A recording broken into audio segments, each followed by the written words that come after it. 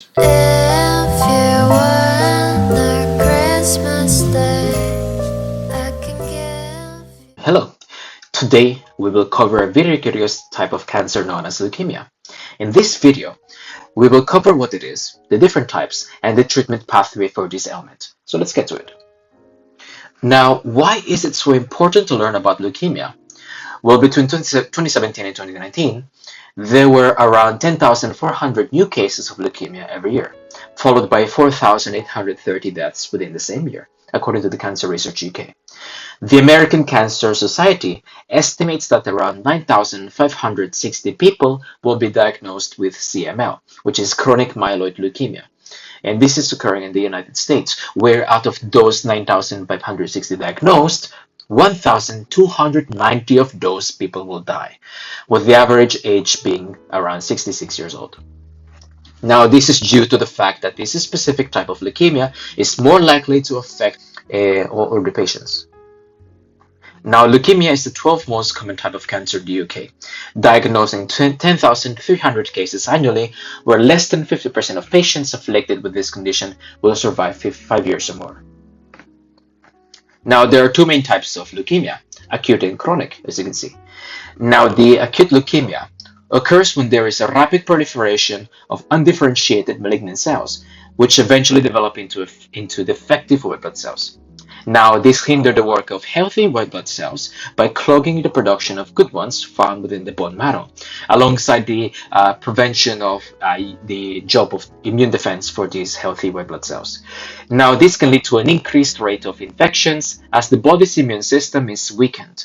Since these types of blood cells are key parts of the immune system, patients with this condition will then become immunocompromised, which means that their immune system is feeble, so this makes them more susceptible to conditions or infections that wouldn't affect normal people.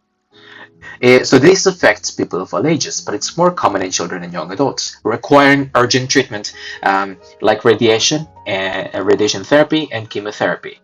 Now, within this type, there are two subsections, which are acute myeloid leukemia, AML, and acute lymphoblastic leukemia, which is ALL. Now, the AML is characterized by the excessive production of immature myeloid blast cells, which are kind of like the precursor cells that eventually develop into blood cells, such as your white blood cells and red blood cells. Now, for ALL, the lymphoblastic leukemia, is characterized by lymphoblasts, which are enlarged versions of these lymphocytes, which are just like these immune cells which are found within your body. Now, both of these are characterized by the blockage of the production of healthy white blood cells within the bone marrow. And this links back to my explanation of them hindering the immune jobs of the healthy white blood cells, which results in immunocompromised individuals. Now, chronic leukemia is a bit different from acute. It's characterized by the abnormal mature cells multiplying at a slower rate in comparison to the acute counterpart. Many people with chronic leukemia will have been diagnosed during a routine blood test from an unrelated condition, where the high blood count of white blood cells would have been a key factor that would allow the doctors to possibly diagnose them with your chronic leukemia. In comparison to acute leukemia, chronic leukemia tends to be less severe and progresses slower. This leads to symptoms such as weakness and fatigue, a visible lump in the neck, armpit, or groin, and a pain or sensation of fullness in the belly in comparison to acute leukemia, which has symptoms of pale skin, shortness of breath, unexplained weight loss, slow healing wounds, and even easy bruising and bleeding. Now, what are the risk factors of leukemia? Well, smoking is a great factor that contributes to the development of leukemia. Some studies show that smoking increases your chances of developing AML, which is your acute myeloid leukemia, and this increases it by a staggering 40%, with this risk being increased by the intensity and duration of the smoking. Now, long-term exposure to benzene, which is this chemical drawn on the top right page of these PowerPoints, has been shown to correlate with risk factors, specifically in occupations, for example, like petrochemical plants and oil refineries. Now, a high BMI contributes to chronic health conditions, which includes leukemia. Now, you might be curious as to how obesity increases the risks. Now, an obese individual has this adipose tissue, which is their fatty tissue, and this releases chemicals including leptin.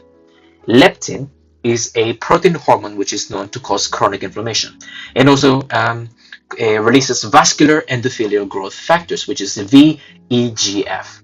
And this is a protein involved in helping tumor cells develop new blood cells to aid their growth. Now we got the treatments. If it's a terrible disease, aren't there any treatments? Well, yes. So these conditions, there are many different types of treatments available, which includes chemotherapy, targeted therapy, immunotherapy, stem cell, or bone marrow transplant. Now let's get through them. Now, chemotherapy is a treatment which involves the use of drugs to destroy cancer cells and prevent tumor growth.